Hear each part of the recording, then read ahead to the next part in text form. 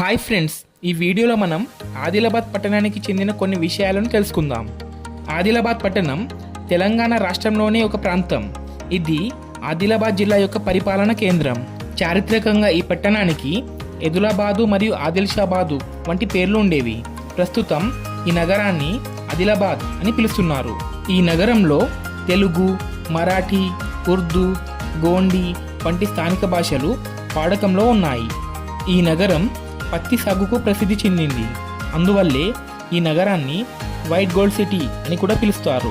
ఈ నగరం రాష్ట్ర రాజధాని అయిన హైదరాబాద్కు సుమారు 300 కిలోమీటర్ల దూరంలో, అలాగే నిజామాబాద్ నుండి 150 కిలోమీటర్ల దూరంలో ఉంది. నాగ్పూర్ అనే మహారాష్ట్రకి చెందిన నగరం ఆదిలాబాద్ నుండి కేవలం 200 కిలోమీటర్ల దూరంలో ఉంది. అందువల్లే ఆదిలాబాద్ను గేట్వే ఆఫ్ సౌత్ ఇండియా అని కూడా పిలుస్తారు. ఇప్పుడు ఈ నగరానికి ఆదిలాబాద్ అని పేరు ఎలా వచ్చిందో తెలుసుకుందాం. ఈ విషయంలో భేదాభిప్రాయాలు ఉన్నాయి. ఈ ప్రాంతాన్ని ఒకప్పుడు బీజాపూర్ సుల్తాన్ అయిన మొహమ్మద్ ఆదిల్ షా పాలించేవాడు. మొహమ్మద్ ఆదిల్ షా తన ఆర్థిక మంత్రి సేవలను మెచ్చి ఆదిలాబాద్ జిల్లా ప్రాంతాన్ని అతనికి జాగీరుగా బహుకరించాడు. అందువల్లే ఆ ఆర్థిక మంత్రి ఆ రాజుపై కృతజ్ఞతను చూపిస్తూ ఇక్కడ ఒక గ్రామాన్ని నిర్మించి దానికి ఆదిల్ షాబాద్ అని నామకరణం చేశాడు. క్రమంగా అది ఆదిలాబాద్గా అభివృద్ధి చెందింది. అలాగే మరో కథనం ప్రకారం ఈ ప్రాంతంలో ఒకప్పుడు ఎద్దుల సంత జరిగేదని, అందువల్ల ఇది ఎదులాపురం అని పిలువబడేదని చరిత్రలో ఉంది. మొఘలాయ్ పాలన కాలంలో అది ఆదిలాబాద్గా మారిందని భావించబడుతున్నది. తొలి తెలుగు చరిత్రకారుడైన ఏనుగల వీరస్వామయ్య తన కాశీ యాత్రలో భాగంగా ఈ ప్రాంతాన్ని సందర్శించాడని రాశాడు. అందులో ఈ నగరాన్ని ఏదులాబాదుగానే ప్రస్తావించాడు. 1830 సంవత్సరంలోని పట్టణ పరిస్థితులను తన పుస్తకంలో నమోదు చేశాడు.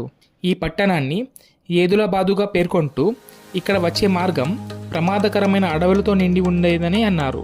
ఈ పట్టణంలో అప్పటికే అన్ని పదార్థాలు దొరికేవని, అన్ని పనులు చేసే పనివారు ఉన్నారని తన పుస్తకంలో రాశారు. అలాగే ఈ ఊరి వెలుపల ఒక సన్యాసుల మఠం ఉండేదని ప్రస్తావించాడు. ఇచ్చోడా మరియు ఆదిలాబాద్ను ముసోర్మల్క్ అనే ఒక దివాన్ పరిపాలించాడని తన పుస్తకంలో పేర్కొన్నారు. ఇప్పుడు మనం ఆదిలాబాద్ యొక్క పాలన చరిత్ర గురించి తెలుసుకుందాం. ఆదిలాబాద్ను కాకతీయులు, మౌర్యులు, శాతవాహనులు, చాళుక్యులు, కుతుబ్ షాహీలు, అసఫ్ జాహీలు పాలించారు.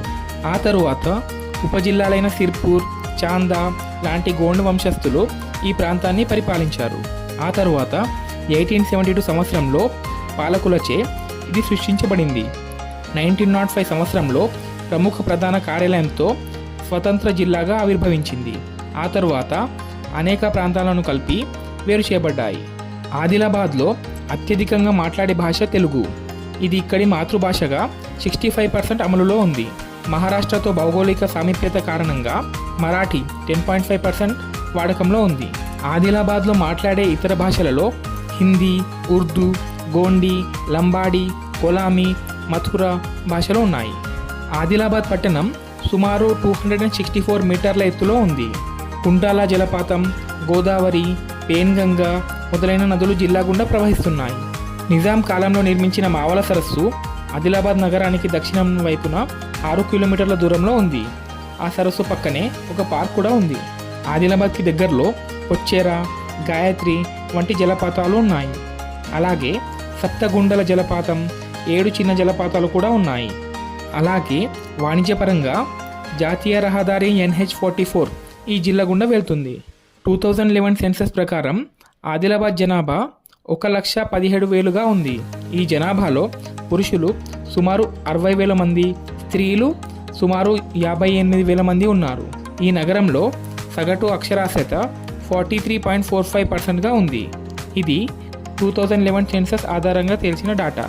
ఈ నగరానికి ఆదిలాబాద్ రైల్వే స్టేషన్ దక్షిణ మధ్య రైల్వే నాందేడ్ విభాగంలో ముత్కేడ్ ఆదిలాబాద్ మార్గంపై ఉంది.